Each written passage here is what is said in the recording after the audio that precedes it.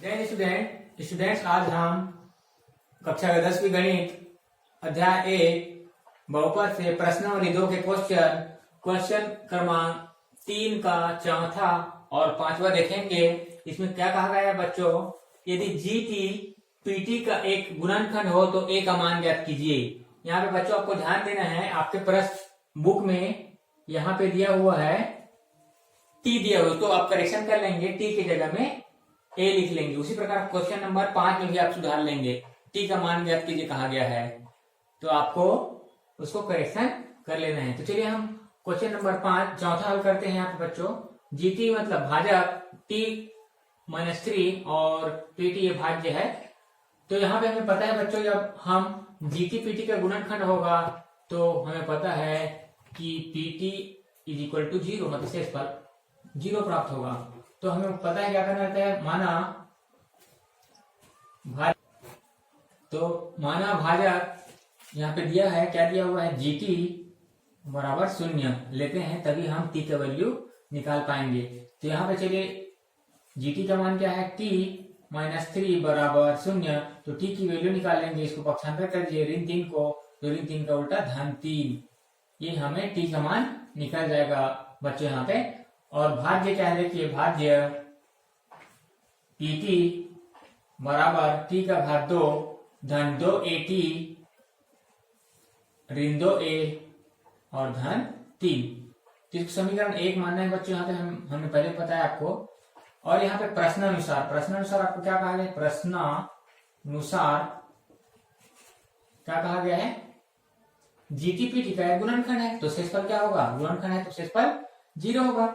मतलब यहाँ पे जो समीकरण 1 में टी की वैल्यू क्या है 3 इज इक्वल टू ये 0 होना चाहिए, प्रश्नानुसार ये दिया हुआ है, तभी हम ए की वैल्यू निकाल पाएंगे। इस चीज को इसे ध्यान आप रखेंगे। तो चलिए हम आगे हल करते हैं। समीकरण 1 में टी का मान रखने पर ऐसा हमें लिखना है यहाँ पे बच्चों। तो चलिए समीकरण 1 में रख देते हैं। तो टी का मान क्या है, देखिए यहाँ पे टी का मान 3 है, 3 बराबर टी का घात 2 मतलब 3 का घात 2 धन 2 गुना ए गुना टी का मान क्या है 3 ऋण 2a धन 3। इसको हल कर देते हैं बच्चों, चलिए देखते हैं। P3 बराबर 3 का घात 2 मतलब 3 तिया 9 धन स्थिरांक के साथ गुणा 2 तिया 6a ऋण 2a और धन 3। तो यहाँ पे आगे स्टेप में क्या हो जाएगा, नेक्स्ट स्टेप P3 बराबर स्थिरांक के साथ कर देते हैं। देखिए धन 3 और धन 9 कितना हो जाएगा, धन 12 धन, यहाँ पे देखिए धन आएगा कि ऋण आएगा उसको कंफर्म नहीं है अभी। तो यहाँ पे हमें देखते हैं ये a और a सजातीय पद है, तो इसकी स्थान को देखिए धन 6 और ऋण 2, 6 में 2 घटाना है तो 4 आ जाएगा और a चर और बड़ी संख्या के सामने जो चिन्ह है वो लिख देते हैं। अब यहीं पे ध्यान देना है बच्चों, चूंकि हमें पता है क्या P3 इज इक्वल टू 0, हमें प्रश्न में कहा गया है, रख देते हैं यहाँ पे मान। तो क्या हो जाएगा, P3 इज इक्वल टू 0, तो डायरेक्ट हम यहाँ पे 0 रख देते हैं, सॉरी यहाँ पे 0 हो जाएगा। तो 0 बराबर 12 धन 4a। अब एक ही वैल्यू निकालना है, तो पहले हमें क्या करना है, इस पद को पक्षांतर कर दीजिए। तो धन 12 को उल्टा ऋण 12 बराबर 4a। उसके बाद हो जाएगा बच्चों यहाँ पे एक ही वैल्यू, एक को ट्रांसफर, एक की वैल्यू निकालना है तो 4 को ट्रांसफर करना पड़ेगा, पक्षांतर लिख दीजिए पक्षांतरण से। अब उसके बाद एक को पक्षांतर करेंगे, सॉरी 4 को पक्षांतर करेंगे, गुणांक होता, गुणा का उल्टा क्या हो जाएगा बच्चों यहाँ पे, गुणा का उल्टा भाग, मतलब a बराबर ऋण 12/4। इसको कटा देंगे, 4 एकम 4 और 4 तिया 12, इसलिए हम कह सकते हैं a बराबर ऋण 3 आंसर हो जाएगा बच्चों यहाँ पे। क्वेश्चन नंबर 5वां, यहाँ पे हमें चर मिला था t और यहाँ पे हमें चर मिला है y, इसको आपको ध्यान रखना है, ठीक है बच्चों, चर y है। तो हल हम करेंगे। तो सबसे पहले हमें क्या करना है, बताना है भाजक क्या है, भाजक gy बराबर y धन 5 और यहाँ पे हमें निकालना रहता है y की वैल्यू, तो यहीं पे हम मानते हैं माना भाजक gy इज इक्वल टू 0, तो gy का मान यहाँ रख दीजिए, तो क्या हो जाएगा y धन 5 बराबर 0, और 5 को पक्षांतर करेंगे धन 5 को, तो क्या हो जाएगा ऋण 5, तो y बराबर ऋण 5। इसको हमें चर का मान निकल गया। अब हमें और क्या दिया है प्रश्न में, भाज्य क्या दिया है पी वाई का मान क्या दिया है y का घात 2 ऋण 2y और धन 1। इसको समीकरण 1 मानना है स्टूडेंट्स यहाँ पे। और हमें प्रश्नानुसार बोला गया है, प्रश्नानुसार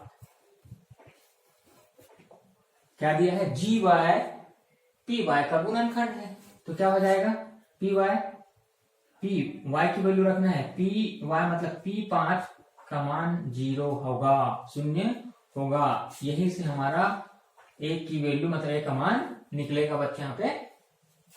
तो चलिए हम समीकरण 1 में मतलब भाज्य है, समीकरण 1 में किसका मान रखना है y का मान रखने पर, y का मान रखने पर y का मान रख देंगे।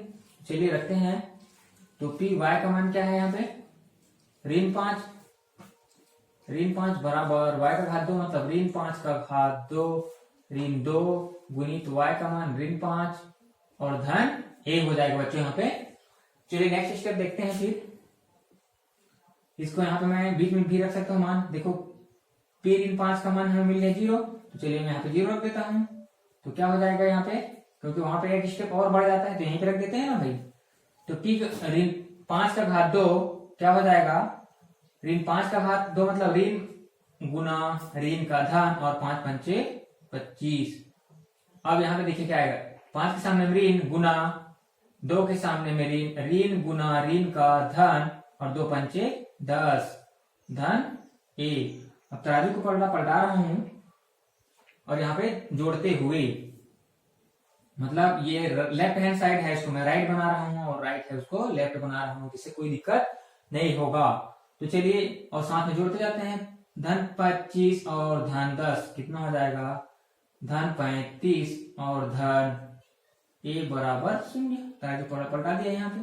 अब मुझे a की वैल्यू चाहिए, तो इसको मैं पक्षांतर करूंगा, पक्षांतरण से सारे नियम आपको स्टेप टू स्टेप लिखेंगे तो आपसे सवाल इजी बन जाएगा। धन 5 का उल्टा a बराबर ऋण, सॉरी धन 5 नहीं, धन 35 का उल्टा ऋण 35 हो जाएगा बच्चों, ऋण 35। इसलिए हमें पता चल गया a बराबर ऋण 35। इस प्रकार हमें इन सवालों को हल। नेक्स्ट क्वेश्चन क्या है, नेक्स्ट क्वेश्चन है बच्चों यहाँ पे प्रश्न 4। यहाँ पे बोला गया है कि बहुपद fx को x² माइनस 9 से भाग दिया जाता है तो शेष फल 3x धन 2 प्राप्त होता है। तो उसी बहुपद को 1 ऋण 3 से भाग दिया जाए तो शेष फल ज्ञात किया जाए। तो इस कंडीशन में बच्चों यहाँ पे हमें शेष फल पहले से निकाल कर दे दिया है। इस बहुपद को जब भाग दे तो शेष फल 3x धन 2 होगा। तो दूसरे भाजक x ऋण 3 से भाग देंगे तो शेष फल क्या होगा, तो हमें पूरा प्रक्रिया थोड़ी देना पड़ेगा, हमें शेष फल निकला है वहीं से नए भाजक के मान x का मान निकाल कर रख देंगे तो हमें शेष फल प्राप्त होगा। तो यहाँ पे हमें x का मान चाहिए है ना, तो माना भाजक इज इक्वल टू 0। तो भाजक का मान क्या है देखिए, जिससे भाग देते हैं वो भाजक होता है। तो x ऋण 3 बराबर 0 और x बराबर ऋण का उल्टा धन 3। तो शेष फल क्या होगा भाई, तो शेष फल यहाँ पे इसी के शेष फल में हम मान रख देते हैं तो हमें ऑटोमेटिक उसका आंसर पता चल जाएगा। इसलिए शेष फल क्या होगा भाई, शेष फल बराबर 3x धन 2 मान रख दीजिए x का मान यहाँ पे। तो शेष फल बराबर 3 गुना 3 धन 2, इसलिए शेष फल नया शेष फल प्राप्त हो जाएगा बचे यहाँ पे 3 तिया 9 धन 2 बराबर 11। ये आंसर 5 नंबर का प्रश्न है। बच्चे यहाँ पे वही सेम टू सेम है। चौथा और पांचवा, बहुपद f(x) को x घात 2 ऋण 16 से भाग दिया जाता है तो शेषफल 5x धन 3 प्राप्त होता है। और इसी बहुपद को जो f(x) को x धन 4 से भाग दिया जाता है, मतलब ये हमारा भाजक है। तो भाजक का मान निकाल लेते हैं और पहले वाले जो शेषफल में मान रख देते हैं तो हमें बाद वाला शेषफल प्राप्त हो जाएगा।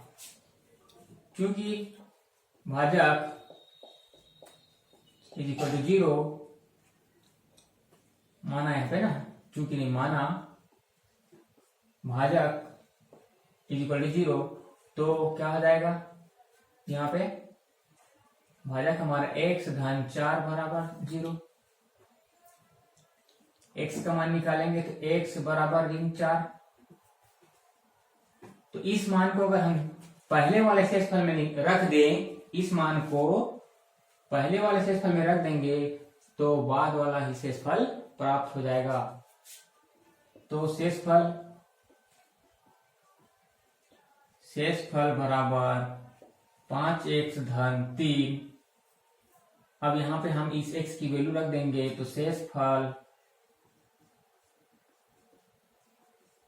बराबर 5 गुना x की वैल्यू ऋण 4 और धन 3।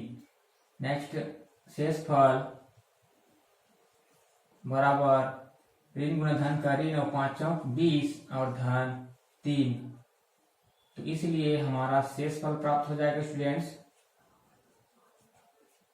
तो 20 के सामने में ऋण और 3 के सामने धन और ऋण का ऋण होता है, ऋण मतलब घटा दीजिए, बड़ी संख्या में छोटे को घटाएंगे, 20 में 3 घटाएंगे 17 और बड़ी संख्या के सामने में जो चिन्ह है उसको लगा दीजिए तो ऋण 17 हमारा शेषफल हो जाएगा। ये आंसर हो जाएगा। आई होप हमारे वीडियो समझ में आ रहा होगा। तो हमारे चैनल को सब्सक्राइब करें जिससे आपको वीडियो की नोटिफिकेशन पहले मिलते रहे और लाइक जरूर करें। हैव अ नाइस डे बच्चों।